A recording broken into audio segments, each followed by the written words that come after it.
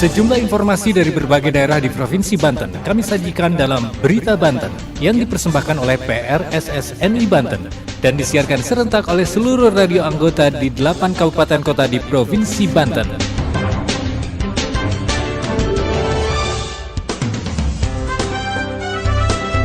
Anda kembali bersama kami di Berita Banten PRSSNI Banten edisi hari ini Jumat 13 Oktober 2023. Sejumlah informasi dari berbagai wilayah di Provinsi Banten kami hadirkan kembali untuk Anda yang disiarkan serentak oleh seluruh radio anggota di 8 kabupaten kota di Provinsi Banten.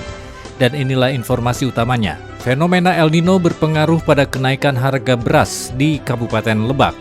Musim kemarau yang panjang juga berdampak terhadap naiknya inflasi di Kabupaten Pandeglang. Pembangunan jalan tol Serang-Panimbang atau Serpang gagal rampung pada tahun 2024 mendatang. Warga diminta bersabar. Cakupan jaminan kesehatan atau Universal Health Coverage di kota Cilegon mencapai 99,85%, tertinggi sejak kota Cilegon berdiri. Bersama saya Aldi Akbar, inilah Berita Banten selengkapnya. Pendengar, selain menyebabkan kekeringan dan krisis air bersih, fenomena El Nino juga menyebabkan naiknya inflasi di Kabupaten Pandeglang, yakni sebesar 2,4%. Tingginya inflasi salah satunya adalah akibat naiknya harga beras di Kabupaten Pandeglang. Naiknya inflasi juga menyebabkan terhambatnya pertumbuhan ekonomi di Kabupaten Pandeglang sehingga angka kemiskinan meningkat. Berikut laporan Amsar dari Radio Muara Paranti Pandeglang. Pendengar, musim kemarau El Nino yang sangat panjang, selain berdampak terhadap krisis air di masyarakat, juga berdampak pada naiknya inflasi di Kabupaten Pandeglang, yakni sebesar 2,04%. Menurut Kepala Badan Pusat Statistik Pandeglang, Ahmad Wijayanto mengatakan, kenaikan inflasi tersebut dipengaruhi oleh tingginya harga beras di pasaran akibat musim kemarau yang panjang, yang menyebabkan stok beras menjadi tidak stabil. Saat ini, harga beras di Pandeglang di kisaran Rp13.000 per kilogramnya. Ditambahkan Kepala BPS Pandeglang kepada Radio Muara Paranti pada Selasa 10 Oktober 2023 lalu, kemiskinan di Pandeglang pun mengalami kenaikan akibat tingginya inflasi sehingga menekan pertumbuhan ekonomi masyarakat. Jadi terakhir kemiskinan kita mencapai 9,32%. Ini pendekatan kita adalah pendekatan dari hasil Survei Ekonomi Nasional, Sosial Ekonomi Nasional, Susenas.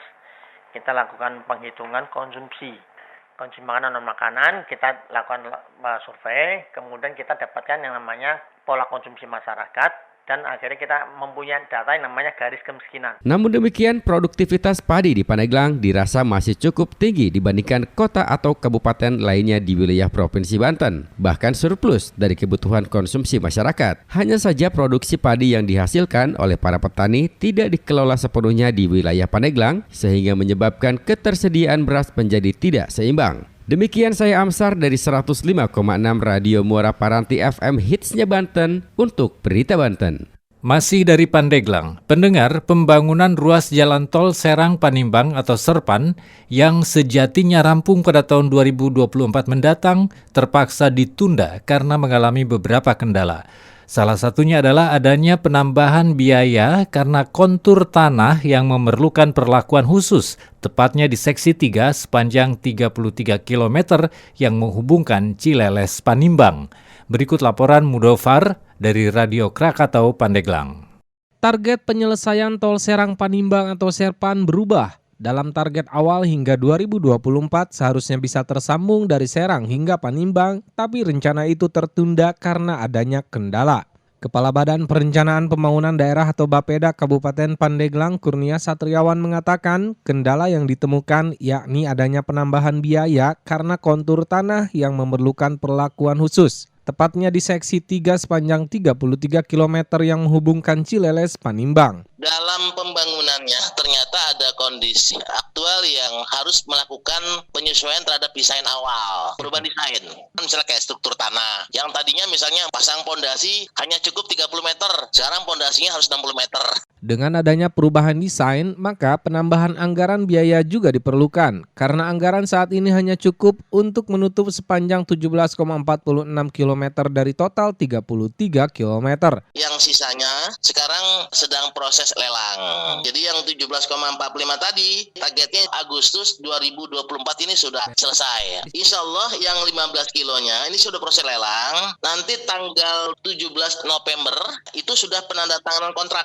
Kurnia menerangkan biaya tambahan yang dibutuhkan sebesar 4,8 triliun rupiah. Sebanyak 3 paket tengah dilelangkan di Kementerian PUPR dengan paket pertama senilai 1 triliun rupiah, paket kedua 1,7 triliun rupiah, dan paket ketiga 2,1 triliun rupiah. Yang 17 kilo selesai itu Agustus 2024. Nah yang sisanya yang 12 kilo yang sedang dilelang nih, konstruksinya akan dimulai pada perkiraan saya sekitar awal 2024 deh. Sehingga selesainya awal 2025 insya Allah. Dijelaskannya, jalan tol Serpan sepanjang 83,67 km terbagi menjadi 3 seksi. Seksi 1 sepanjang 26,50 km yang menghubungkan Serang Rangkas Bitung telah beroperasi sejak 2021.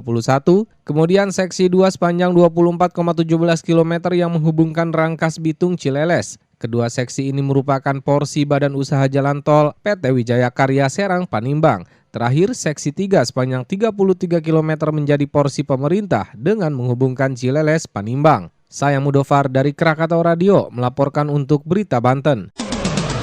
Berita Banten. Anda masih bersama kami di Berita Banten PR SSNI Banten. Pendengar, di Kabupaten Lebak, kemarau panjang menyebabkan kekeringan yang semakin meluas dan para petani mengalami gagal panen. Hal ini juga berdampak terhadap kenaikan harga beras di pasaran karena banyaknya permintaan sementara persediaan semakin terbatas. Berikut laporan Puja Pamungkas dari Gens Radio Lebak. Fenomena El Nino yang mengakibatkan kemarau panjang berdampak pada harga beras. Di Pasar Rangkas Bitung, Kabupaten Lebak, harga beras naik dari Rp12.500 menjadi Rp13.500 per kilogram.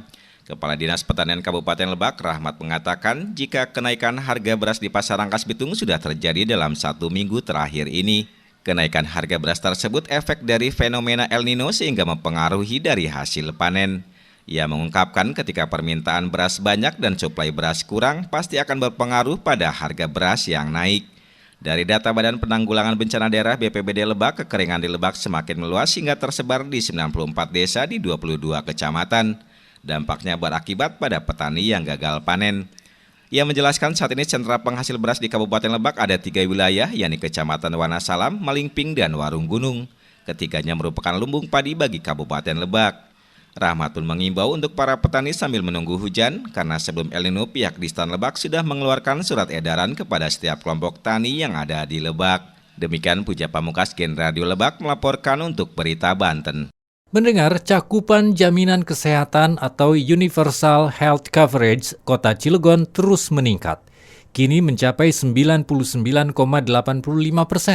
atau hanya terpaut 0,15% saja masyarakat Kota Cilegon yang belum tercover oleh BPJS Kesehatan. Berikut laporan Adnan Ibram dari Radio Pas FM Cilegon. Universal Health Coverage atau UHC atau cakupan jaminan kesehatan di Kota Cilegon saat ini mencapai 99,85%.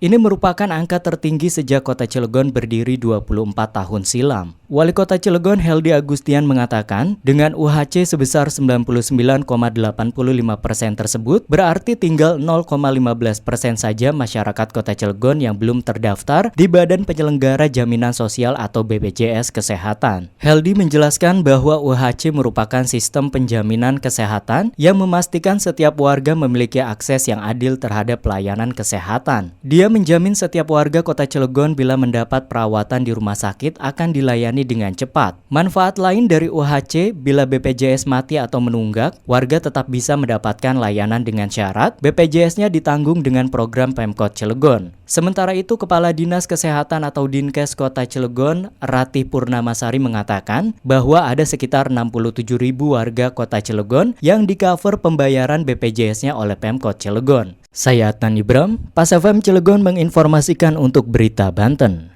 Demikian sejumlah informasi yang telah kami sajikan untuk Berita Banten kali ini. Saya Aldi Akbar, sampai jumpa. Terima kasih Anda telah mendengarkan Berita Banten yang dipersembahkan oleh PRSSNI Banten.